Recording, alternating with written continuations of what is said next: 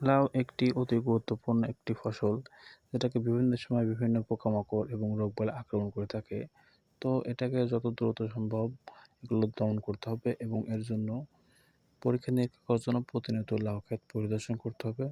তাহলে দেখতে হবে লাউ গাছে কোনো পোকামাকড় বা রোগবালাই আক্রমণ করছে কিনা। তো বর্তমানে লাউ গাছ একটি রোগ দেখা যাচ্ছে, যেটা হলো লাউ গাছের গোড় ফেটে যাচ্ছে।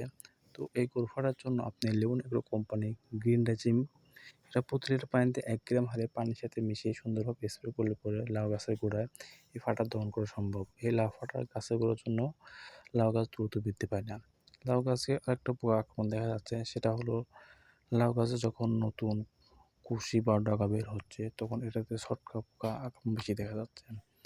তো এই পোকাটা যত দ্রুত সম্ভব হাত দিয়ে মেরে ফেলতে হবে এবং যদি পোকাটা বেশি আকারে আক্রমণ করে থাকে তাহলে লিওন এগ্রো কোম্পানির রানজয়েট এটা প্রতি লিটার পানিতে ১ গ্রাম হারে পানির সাথে মিশিয়ে সুন্দরভাবে স্প্রে করলে পোকা দমন করা সম্ভব। এই পোকা মূলত নতুন কুশির পাতা খেয়ে ফেলে এবং গাছকে বৃদ্ধিতে বাধার চেষ্টা করে, যার কারণে লাউ গাছ অতি দ্রুত বৃদ্ধি পায় না। তো দ্রুত সম্ভব এই পোকাকে দমন করবেন রানজয়েট দ্বারা।